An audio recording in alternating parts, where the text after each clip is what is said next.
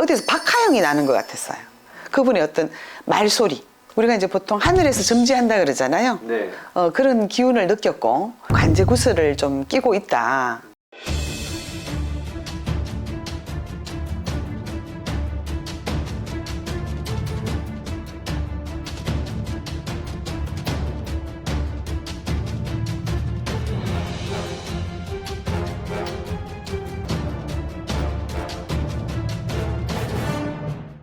네, 안녕하세요. 글문도사 새암역신당입니다. 네, 안녕하세요, 선생님. 네, 안녕하세요. 네, 선생님. 이번에 예언하신 부분대로 윤석열 후보가 당선이 됐어요. 네, 네네네. 그래서 이걸 한번 영상으로 만들어 보려고 하는데 예. 2021년 4월에 선생님께서 예언을 해주셨는데 예. 이렇게 확실하게 윤석열 후보가 당선이 된다고 말씀하신 이유나 근거가 좀 있으셨던 건가요? 지금 이제 한 1년 전에 그렇죠. 윤석열 지금 당선인에 대해서 이렇게 물어오셨었어요. 맞아요. 물어와서 이제 제가 이제 그 풀이를 해드렸죠. 또 이제 내가 가지고 있는 어떤 그런 여러 가지를 통해서 이제 설명을 해드렸는데 이분 자체 사주에 제왕의 사주가 있습니다. 이분 자체에 굉장히 올곧은 성품을 가지고 있거든요. 그리고 이제 검사이기도 하지만 검사이기 전에도 이분은 말을 번복하지 않는 어떤 굉장한 진실함이 있어요.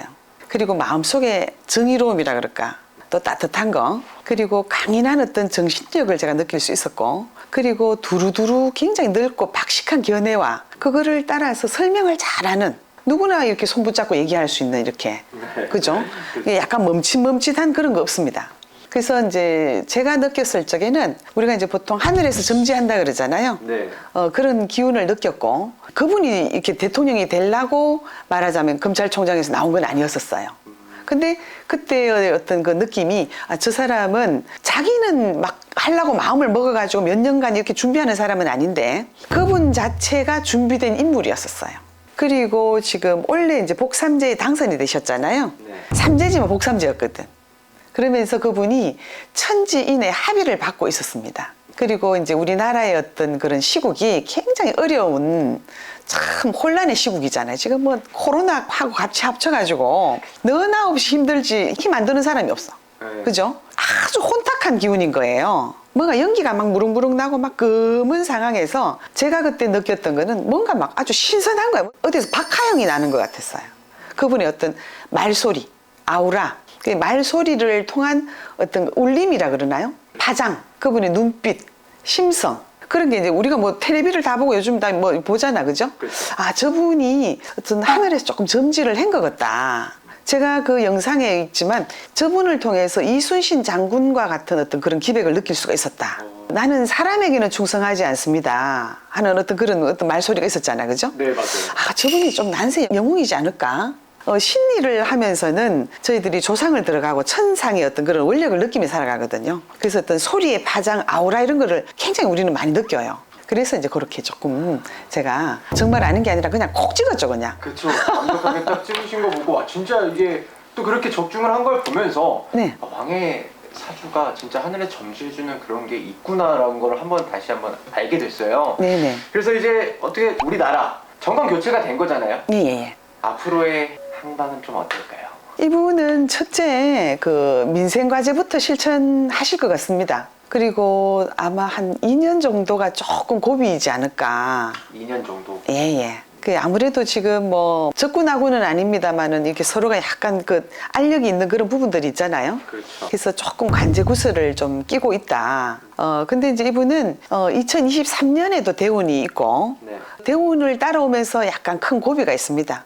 그 고비가 내년 한 4월에서 8월 이제 하반기로 이렇게 가면서 조금 조심을 하셔라. 애군이 있을 수가 있다. 근데 그 다음으로 가면서는 이분 자체가요, 뭐 어떤 기운이든 어떠한 그거든 딱 밟고 그냥 그 자리를 서지 흔들리실 분이 아니고, 그리고 어떤 영세민들 골목 상권도 잘 챙기고, 그리고 이제 부동산에 대해서는 어쨌든 안정화를 시킬 것 같아요. 그래서 억눌린 정책도 좀 풀고, 또 재건축 단지라든가 이런 것들은 아주 고층 아파트로 많이 올라가서 호재가 되고 어떤 새로운 산업단지가 되었던 그런 것들을 좀 잘 풀어나갈 것 같습니다. 근데 이제 우리 국민들이 물론 이제 굉장한 참 기대를 가지고 있고 한답니다만은 네.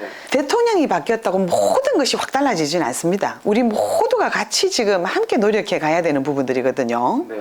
그분 혼자서 어떻게 모든 걸 다 책임지겠어요? 지금 이제 터닝 포인트 시기죠, 지금이. 그렇죠. 정권이 예. 바뀌면서. 예. 말 그대로 정권을 교체를 해가면서 터닝 포인트를 해간단 말이야. 모든 현실적인 것들이 지금은 그냥 이렇게 감춰질 수가 없습니다.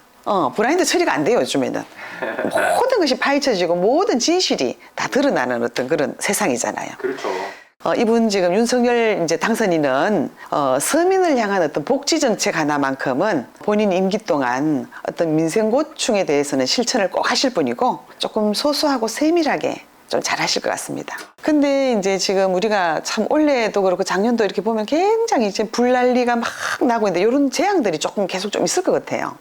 불난리도 있고 올해 여름에도 굉장히 더울 것 같고요. 또 한 번 이렇게 막 물난리가 되었던 뭐 아주 또 지금은 가뭄인데 뭐 비가 많이 오던 물난리가 좀 있을 것 같고 올해 어떤 전체적인 기운으로 볼 적에는 조금 이름나고 명망 있는 큰 별이 되었던 유명 인사가 좀 죽을 수도 있지 않을까 그런 기운도 좀 느끼고요. 우리나라와 미국과의 관계는 아주 철저한 동맹 관계에 있잖아요. 그렇죠. 그리고 이제 우리 윤석열 이제 대통령 되실 분도 중국과는 아주 친밀하게 가실 것 같습니다. 북한을 어떻게 바로 이렇게 직설적으로 얘기는 못해도 네. 지금 얘기했잖아요. 도발을 해서 얻어질 것이 없다 이렇게 얘기했잖아요. 맞아요. 그 사실은 대통령으로서 엄중한 경고를 하시는 거잖아요. 그래서 중국을 통해서 약간 이렇게 좀 컨트롤을 하지 않을까. 그래서 우리나라의 반공이 되었던 멸공 반중 어떤 그런 행보를 보이실 것 같고 첫째도 이제 그 평화 정책이고 두 번째로 이제 경제 성장.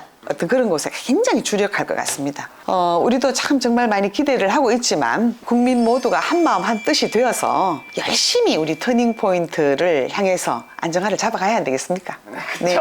선생님 말씀대로 일단은 우리 같은 이제 서민들을 위한 정책 정확하게 잡아주신다고 하시니 솔직히 마음이 좀 놓이네요. 네네. 네, 알겠습니다, 선생님. 감사합니다. 네, 감사합니다.